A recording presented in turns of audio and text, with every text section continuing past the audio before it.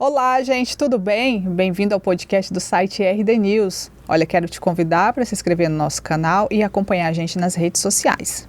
Nesta sexta-feira, nós vamos falar do que já está rolando há muito tempo aí na internet, que é a repercussão da série Adolescência, onde é retratada a história de um menino que comete um crime e aí tem todo o desenrolar. Só que tem a questão psicológica desse menino que está sendo analisado por vários profissionais e críticos de cinema também devido à abordagem.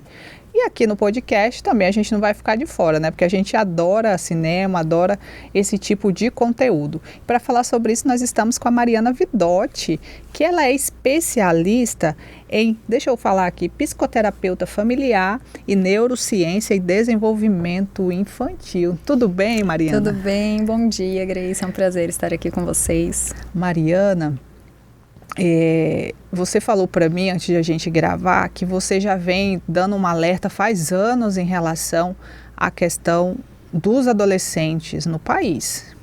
O que está acontecendo? O que você recebe nos consultórios? Sim, crianças cada vez mais ansiosas. Quando nós falamos, tem um dado bem importante para eu passar aqui.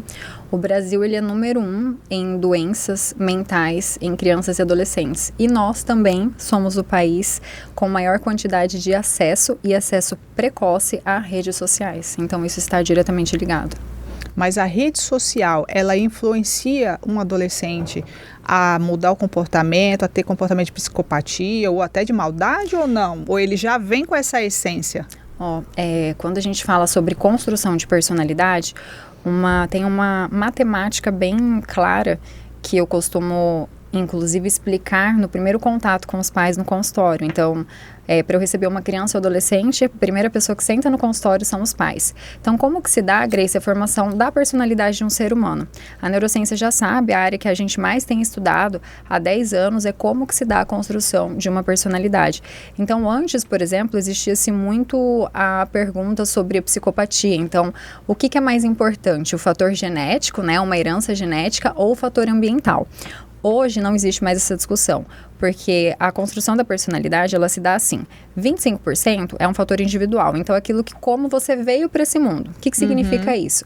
Cada um de nós, a gente veio com um número de virtudes já desenvolvidas, então assim, são as suas inclinações para o bem e também um número de tendências ruins, digamos assim, para ficar mais fácil, né? Isso daí é 25% da sua individualidade, como você veio, como eu vim, como qualquer pessoa veio. Os outros 25% é o fator genético, só que a área que estuda essa questão genética, a epigenética, o que a gente já sabe? Qualquer tendência genética que a gente venha para o mundo, ela funciona como se fossem botões no nosso DNA. Só que esses botões, eles só são ativados ou silenciados, eles somem do DNA a partir dos nossos hábitos, do nosso ambiente. E aí faltam 50%. E o que são esses 50%? O ambiente. Então a gente junta aí, se até a parte do DNA depende do ambiente, das nossas interações, dos nossos hábitos, 75% da responsabilidade de sermos quem somos está diretamente ligado ao ambiente, às interações e às nossas inter-relações. Então, como que se dá, né, respondendo de uma forma mais direta, né? Como que uma criança, como que um jovem se torna psicopata? Depende do meio que ele vive, do que ele recebe ali, principalmente na nossa infância. A gente forma até 70% da nossa personalidade, que a região é o córtex orbitofrontal, até os 7 anos de idade. Então, a fase que nós mais deveríamos, né, nos dedicar aí para construções e todos os tipos de construções é principalmente na primeira infância, né, de 1 a 3 anos, mas aí até os 7 anos de idade. E hoje o que está acontecendo, que é essa pandemia silenciosa que nós estávamos conversando, que eu grito isso, né, eu falo assim, olha, essa é uma luta minha há mais de uma década e hoje, graças a Deus, a série Adolescência veio aí para dar esse grito de alerta para os pais e todas as notícias, né, que andam acontecendo e que infelizmente irão acontecer cada vez mais, tá? O que está acontecendo é que nós estamos, a mais nova forma de abandono das nossas crianças e dos nossos adolescentes é através das telas das redes sociais. Então o cérebro, ele não está maduro, nem fisiologicamente, nem emocionalmente, para tomar boas decisões. O que são boas decisões? Quando eu sou capaz de escolher o que é melhor para mim e não a atender ao que a gente chama de prazer imediato. Então, assim, são escolhas bobas desde, olha, eu queria muito comer só doce, mas eu acho que não vai fazer muito bem eu comer só doce. Então, assim, os pais, inclusive, a gente anda errando muito, colocando essa responsabilidade nos filhos. Então, eu escuto muito no consultório, porque eu ensino, eu converso 10 vezes, mas ela não me escuta. Aí eu falo, quantos anos tem seu filho?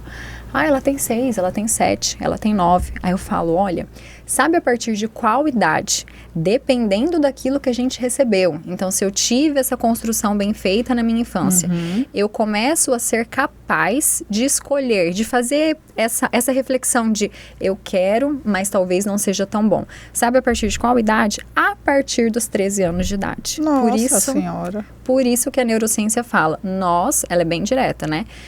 O uso de redes sociais, internet, inclusive vários países estão colocando isso através de legislação, né?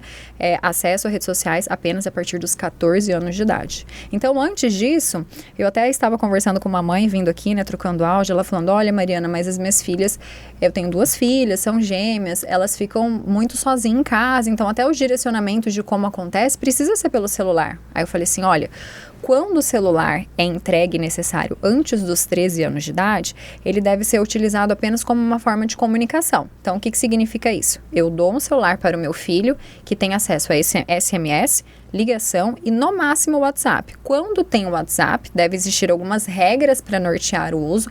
Uma delas é não ter senha, ficar apenas quando precisa dessa comunicação, né? Se não é guardado numa caixinha, que eu falo a caixinha detox. E ter muito mais no mundo muito digital, que a gente tenha uma responsabilidade ainda maior com o toque, com o olho no olho, com as experiências físicas. Então, vamos lá para a série Adolescência. Bota o vídeo para a gente, Richard, por favor. A gente percebe que os pais desse adolescente não conheciam esse menino, né? Você poderia analisar pra gente por que as pessoas ficaram tão chocadas com a série? As maiores críticas, inclusive, eu vi a série, né, e li muitas críticas sobre isso. A gente vê o comentário, tá todo mundo, né, falando sobre essa série. O mais chocante, Grace, é que quando nós falávamos sobre um crime, né, sobre sociopatas, psicopatas, os próprios outros documentários reais da Netflix, eles demonstram que essas pessoas, quando a gente fala antigamente, alguns anos atrás, então quando não existiam-se redes sociais e quando o mundo não era como está hoje, existiam questões importantes na infância. Então, por exemplo, um psicopata, ele era muito negligenciado, existia uma violência física, violência sexual, existiam contextos como se fossem pré-determinantes. E hoje, o que está acontecendo é que as nossas crianças e os nossos jovens estão sendo abandonados dentro do quarto na internet, os pais, que é o que relata na série, né? Então, era uma família normal, uma família que, inclusive, eu acredito que, infelizmente, seja a maior parte da consciência das famílias do mundo de hoje. Então, são pais que saíam de manhã, que tinham um relacionamento carinhoso com o filho, de cuidado, saíam para trabalhar cedo, voltavam tarde. Esses filhos não eram filhos que causavam problemas, estavam comportados dentro do quarto, dentro do computador. São calmos ali, mas os pais não sabiam, como você disse, não conheciam a intimidade, o que estava acontecendo dentro daquele quarto. Então, eu até deixo uma pergunta aqui para todo pai e mãe que nos escuta. Você sabe o que acontece no computador do teu filho, no celular do teu filho? Que a gente esteja atento às regras da neurociência, que é o que estuda a nossa personalidade, que a gente siga, e que a partir do momento que a gente entrega o celular para um filho, mesmo que ele tenha 15, 16, 17, 18 anos, lembrem, a gente só tem a nossa personalidade, o nosso cérebro maduro em torno de 21 anos de idade. Então, o adolescente, ele tem liberdade supervisionada. Então, existem algumas regras que a gente precisa seguir para o uso de celular, de smartphone, de redes sociais.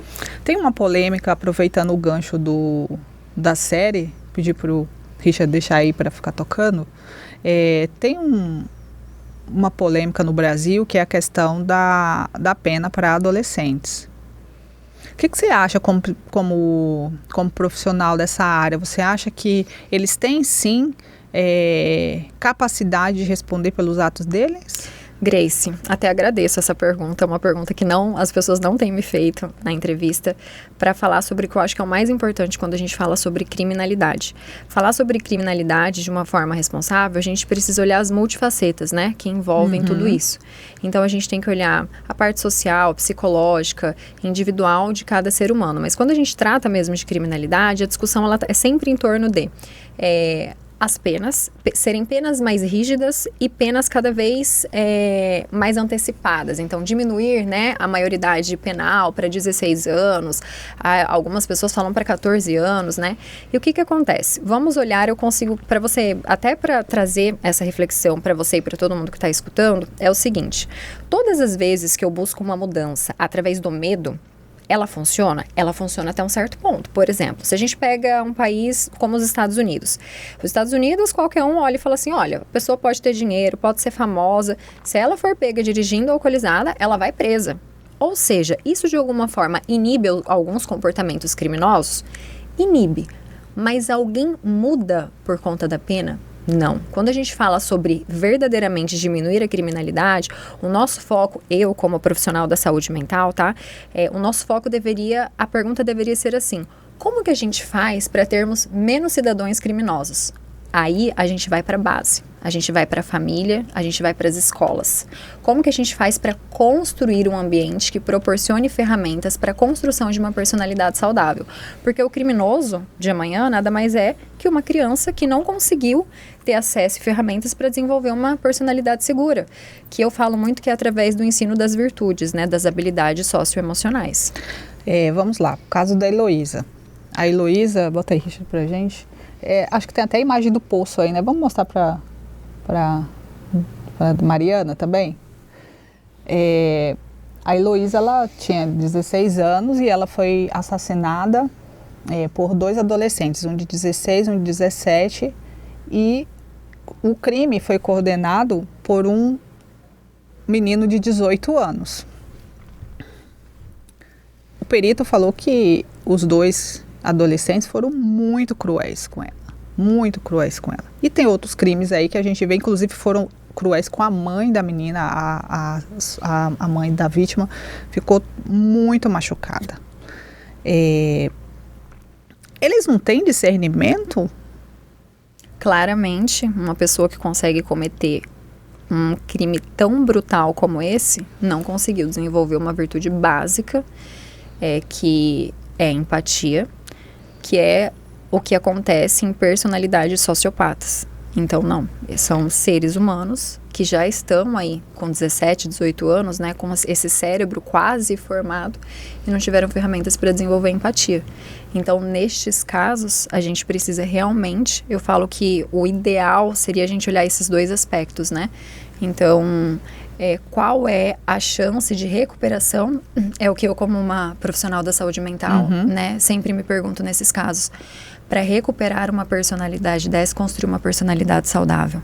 Então, são pessoas que cometem esse tipo de crime, são pessoas que não desenvolveram empatia. Mas então, são capazes de fazer qualquer coisa.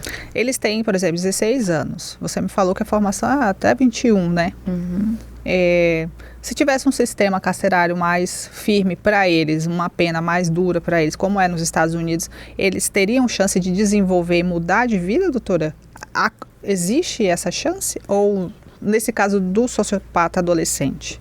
É muito importante. Como que a gente constrói qualquer virtude, tá? Tem 4 passos. Então, assim, o primeiro é quando a gente entende que a virtude existe. Então, o que significa isso? Nossa, empatia. Fazer o bem. Esse é o primeiro contato.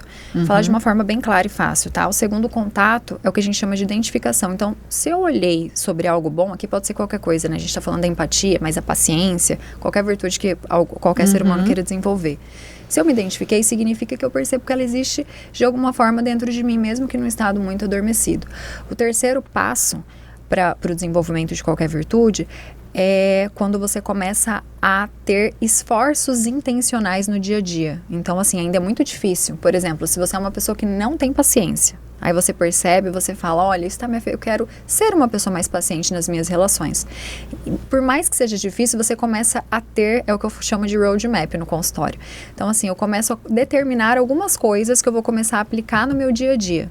E o quarto passo é quando existe já essa internalização, é o que a gente chama de aplicação, é quando você se torna a virtude em si. Então, por exemplo, é quando outras pessoas começam a falar, nossa, como a Grace, no terceiro momento as pessoas falam, nossa, como ela está diferente, né? Ela parece estar mais paciente, ela parece estar mais compassiva, ou ela parece estar mais responsável, depende da virtude que você queira desenvolver. No quarto passo é quando você se torna a virtude em si. Então, a Grace é uma pessoa paciente, a Grace é uma pessoa amorosa. Este processo todo que eu te expliquei, que é como se dá o desenvolvimento de qualquer virtude, você acha que dentro apenas de um sistema carcerário e de leis mais rígidas é possível um ser humano desenvolver? Não. Então a resposta é não. Através de leis mais rígidas, nós conseguimos talvez deixar esses indivíduos mais isentos do contato com a sociedade, mas nós não somos capazes de recuperar pessoas dessa forma. Ainda mais adolescente. Ainda mais adolescente. Então, não na sua... O ideal seriam as duas coisas em conjunto, né? Então, seria um sistema que deixasse realmente essas pessoas isentas e sem contato com a sociedade e também que conseguisse proporcionar ferramentas para esses indivíduos irem desenvolvendo o processo de virtudes dentro de si. Entendi. Perfeito, eu gostei da sua colocação. Agora sim, para a gente já encerrar, tem os jogos e tem as telas. Claro, jogo é tela. Mas assim, tem jovens que eles ficam praticamente aí o fim de semana inteiro, não sei se até o dia inteiro, eu não sei como que tá agora, porque eu não estou convivendo com adolescente. Mas a senhora deve saber, como que os pais fazem para mudar isso em relação, se eles agora assistindo a gente perceberam que estão praticando abandono com os filhos, mesmo com eles dentro de casa, como que faz para reverter, doutora? Grace, eu adoro uma resposta direta para isso. Então, olha, vamos tirando aos poucos, os pais costumam fazer isso, né? Olha, porque senão meu filho vai sentir, eu falo assim, se você descobrisse que seu filho está usando cigarro eletrônico, usando algum tipo de droga, você teria esse pensamento de falar assim, vamos tirar de forma gradual, né, esperando que isso daí tenha um impacto menor, porque a gente está falando de vícios, e lembrando que a região do nosso cérebro que é ativada pelo vício por telas, inclusive em adultos, é a mesma da droga, tá? Então, tentar suavizar o processo não resolve nada. Mariana, mas o que eu faço? Eu tiro de uma hora para outra, dependendo da idade, né, antes dos 13 anos? Sim. Jogos, tabuleiro. Além de não ter os malefícios da tela, a quantidade de benefícios para o desenvolvimento cerebral, socioemocional de um jogo dentro de casa, jogo sozinho, o brincar livre.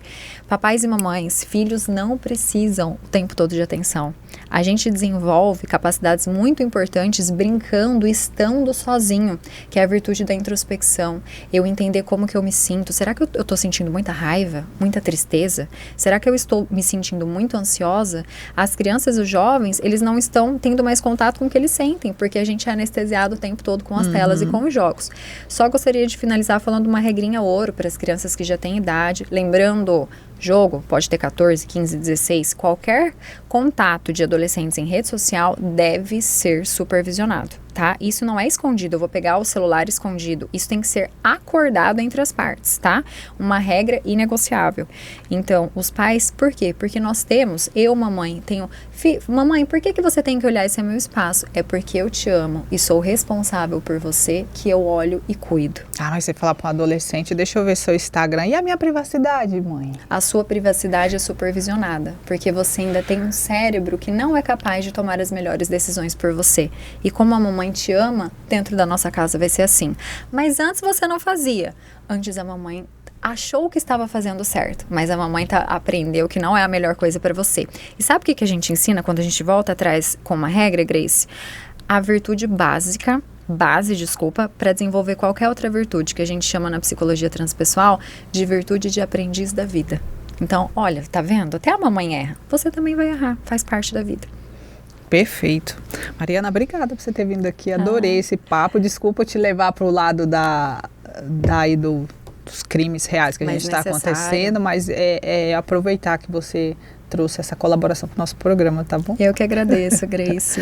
E olha, para você que ficou com a gente, obrigada pela sua audiência. Eu vou deixar o Instagram da doutora aí para você acompanhar ela, e ela é criadora de conteúdo, né? Sim, todo dia tem dicas muito importantes. E aí eu vou deixar a página dela para você também seguir ela, tá bom? E olha, ótima sexta-feira e tchau!